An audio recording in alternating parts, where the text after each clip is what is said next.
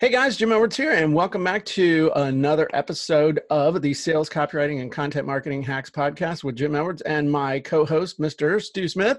Hey, hey. I'm going to point this way, and maybe I'm pointing at you finally. I'll have to Looks check something. Looks correct. So you guys may remember in the last episode, we were talking about mindset and some of the internal struggles you might deal with when it comes to sales copy and some ways to get around those. So in this episode, we want to talk about some of the external things that may want to try to discourage you from what you are trying to do with sales copy and content. And I will tell you the number one thing that you are going to run into is that people won't like your copy. Some people, especially when you're first getting started, you're going to say, oh man, I need somebody to take a look at this for me. I need a proofread. And you'll give it to somebody and they'll say, that sounds awful salesy. That's not, well, I don't know if I would say it that way. And you want to choke them and say, well, that's fine, Chuckles. You don't have to say it that way. I'm saying it this way. And I'm just letting you know, you will get criticism from people you know, people you don't know. People love to talk shit on Facebook. I mean, I know it's never happened to you, only to me. But there are people that will talk smack on social media. You will run an ad and somebody will talk smack about your landing page right there on your ad on Facebook. And you'll have like no comments, nothing. And then some asshat will come along and say, they're just trying to sell you something. Yeah, it's an ad. Yeah, no shit, dumbass. Yeah, we're trying to sell something. Yep, exactly. You pegged it. Wow, you win the award. That's why Facebook is free. Yeah, exactly. Because they charge for ads. Can you tell us, Mr. Zuckerberg, how you are able to offer all this for free? Senator, we sell advertising. Oh, genius. Yeah, that was a bad question. People will criticize you. You will get criticism from all corners. I guess I have skin like a leatherback turtle or something now because it just doesn't bother me. In fact, when people jump me, I said, oh, okay, cool. They're paying attention. In fact, I'll tell you a quick story. I had been writing for the newspaper for about 2 years. So this was around the year 2000. And I was at a Christmas party and the deputy editor, my boss, I never really ever had any contact with the editor of the paper. The deputy editor was there and he said, hey man, I got to complain about an article you wrote. And immediately my heart just sank. Just that whole thing. I was like, oh crap, I'm going to lose they're not even paying me for this article, but I'm going to lose my newspaper. I said, I'm sorry. He said, I'm not. I'm like, what? And I had stopped drinking. So it wasn't even like, excuse me. It was, what are you talking about? He said, nah, I don't care. If they're giving you attaboys or they're complaining, it means they're reading. All I care is that they're reading. Yeah. And you know what? Eyeballs on your stuff. And, and I really, that was a life-changing moment there for me when I realized that some people, 10% on one side are fanboys, 10% on the other side are just bitter know-it-alls, and that's great. So the key is to carve it out in the middle too. So understand that people are going to criticize you. I mean, Stu, you're like the original badass suburban dad. I mean, you're a suburban dad in all mild mannered and whatnot, but as a Navy SEAL and someone who's in shape and someone I definitely would never mess with, people don't ever mess with you. They never criticize your workouts or your video or your articles, right?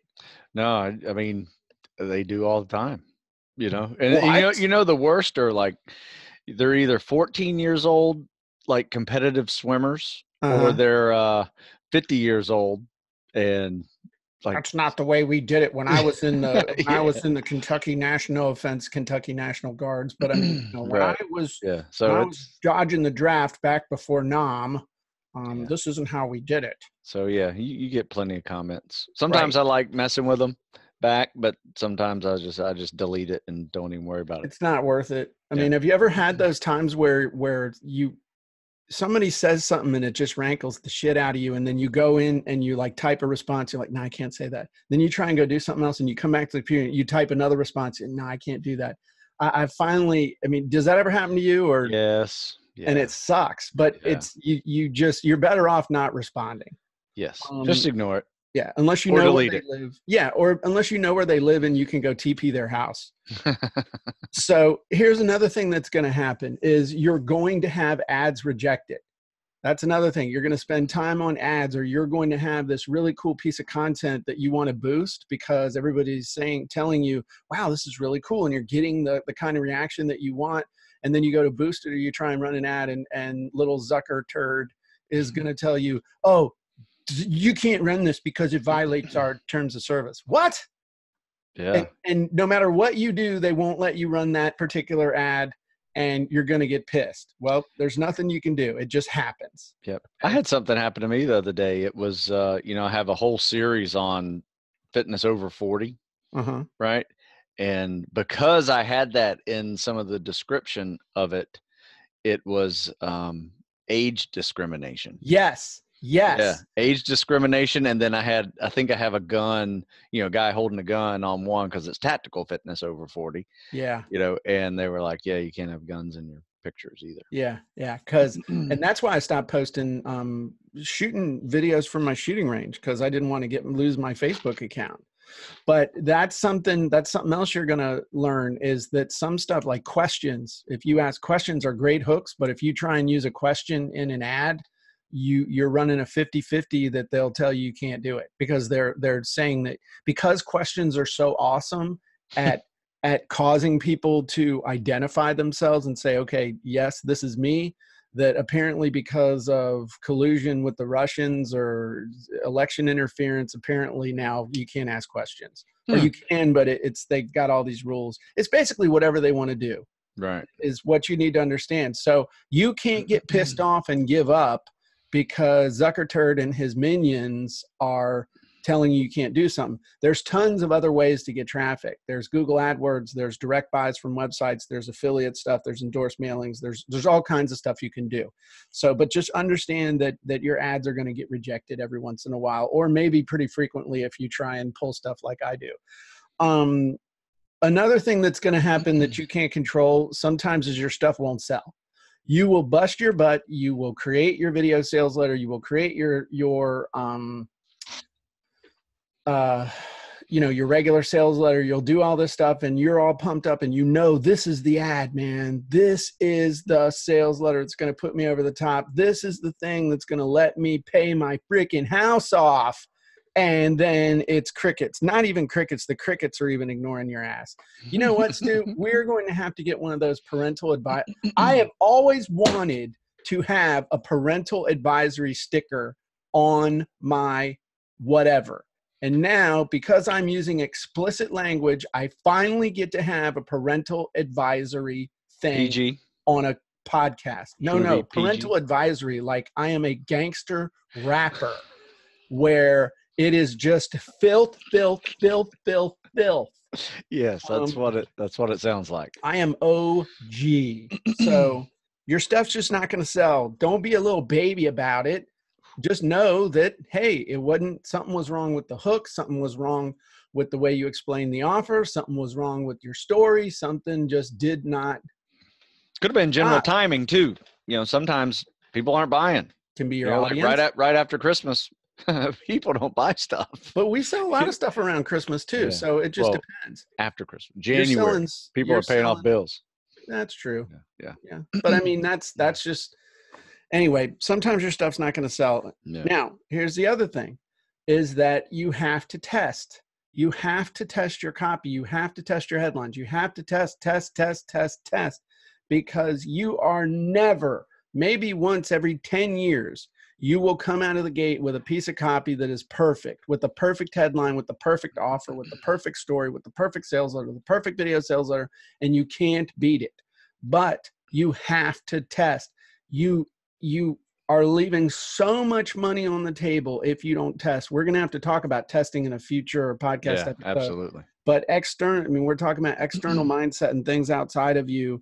And the testing is the big one, because you don't decide what your best headline is. You don't decide what the best price is. You don't decide what the best offer is. You don't decide what the best story is. You don't decide any of that.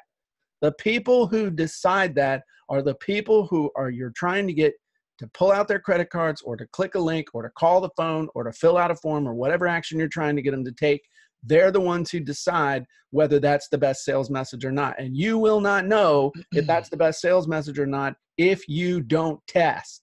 Yep. So you're an idiot if you don't test.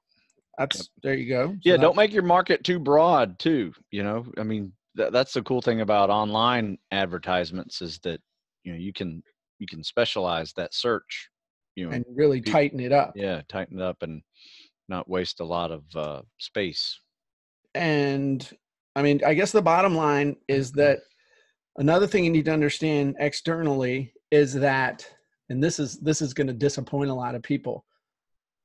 I'm not going to say most of the stuff you try won't work, because that's not really true, but a huge percentage of the stuff that you try, especially when you're first starting out, won't work very well at all. And you need to understand that it's nothing personal. It's just the market giving you feedback. And if you look at it as feedback, then you can get better faster. But if you look at it as failure, then you might as well just go put on that hairnet and practice the best upsell line of all, which is, would you like fries with that? That is the only sales copy you will ever utter for the rest of your life. Would you like a large drink with that? Would you like fries with that? That's your whole sales copy shtick, unless you're going to learn this stuff and really do it. It's true.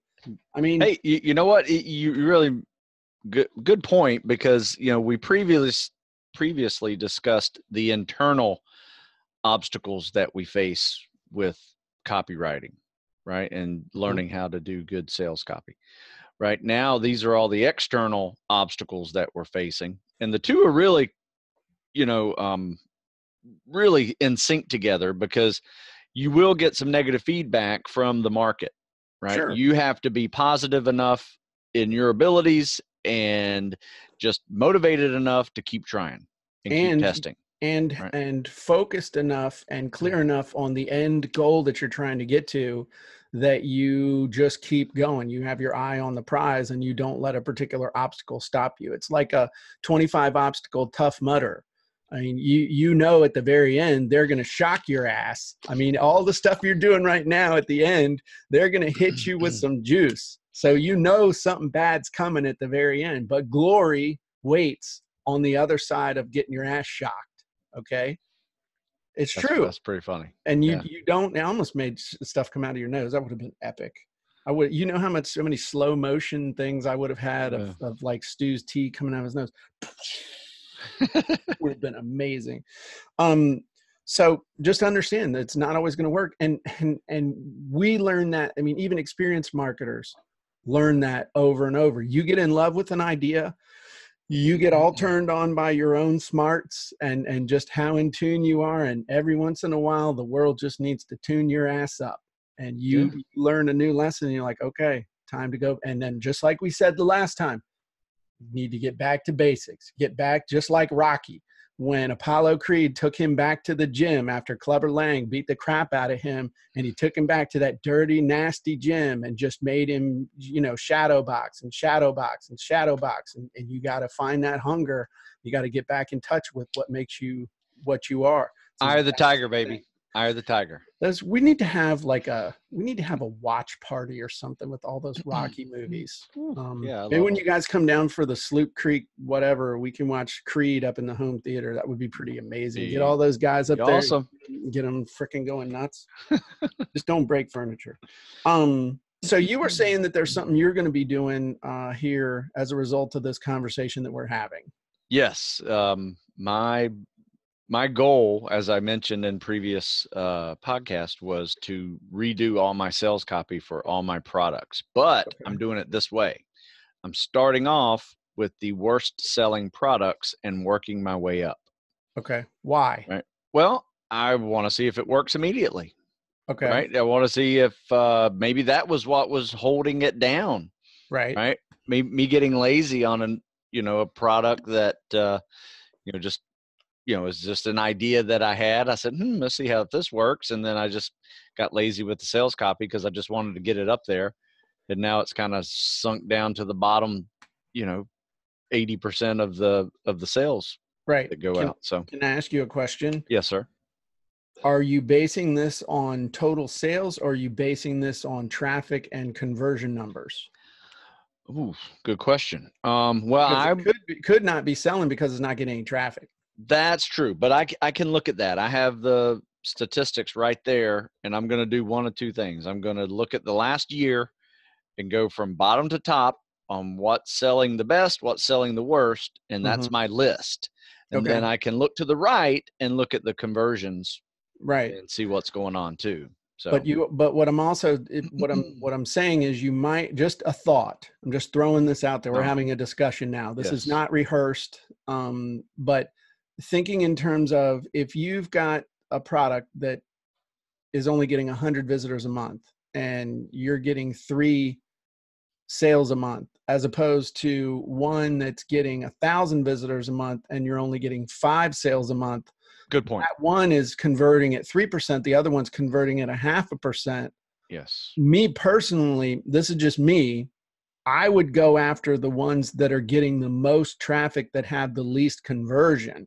Okay. And I would redo those first, because that's where you'll see the most remarkable difference. Because like that example of 1,000 visitors and 5 sales, if you could raise your conversion rate to 1% or to 1.5%, all of a sudden you would jump from, 5 sales up to 15 sales, as opposed to the other one that, even if you already got a 3% conversion rate, even if you could take your conversion rate up to 4%, you're only going to go from 3 sales to 4. So you're not going to see the result based on the work. Yeah, that's a good point. Well, I can organize the list in several different ways. Right. Revenue, eyes on it, conversion, and it'll rank it.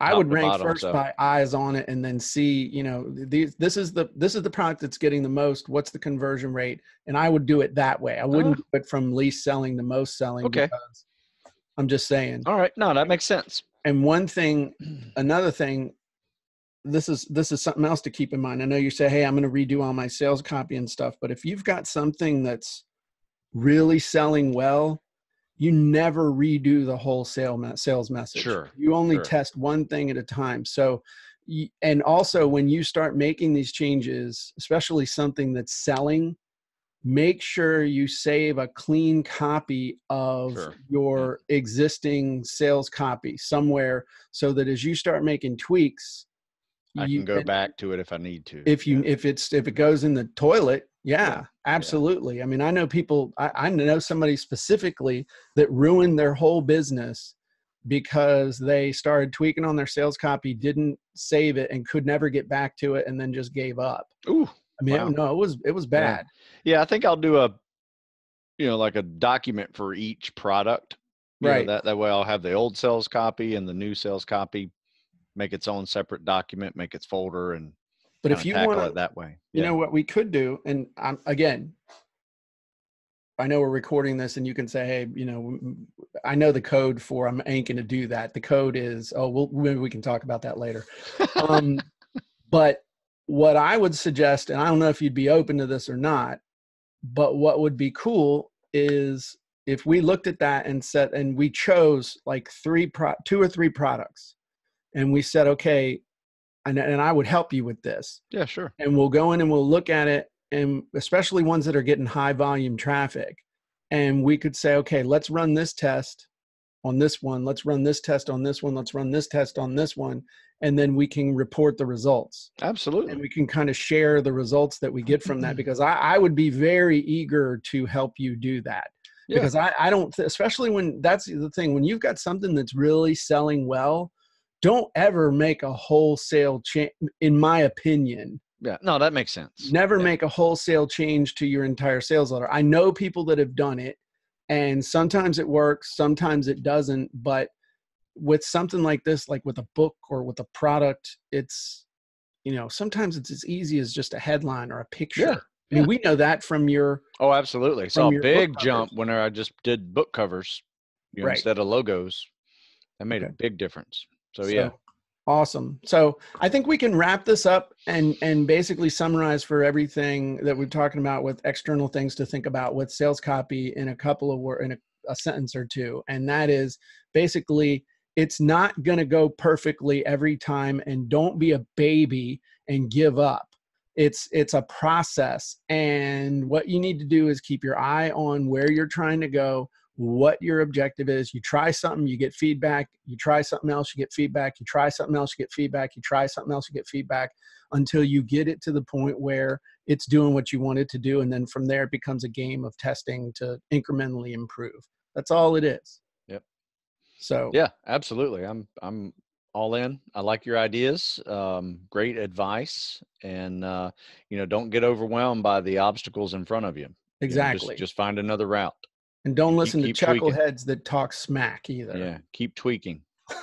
Exactly. Did you know that tweaking is actually a term related to druggies that are that's tweaking is another way to. Did not know that. You can break out your thesaurus. I'm glad I did not know that. Okay. On that note, you guys have a great day. And by the way, if for whatever reason you are not a member of the Sales Copywriting and Content Marketing Hacks group on Facebook, you need to be. And definitely go out and check us out over at thejimelwardsmethod.com. You can check out the blog and all kinds of cool goodies, neat software to help you do amazing stuff like write sales letters and do all kinds of cool junk. So how's that for my great close? That was like my perfect call to action, right? Excellent. Come join us on Facebook. There you go. Everybody have a great day, and we'll talk to you soon.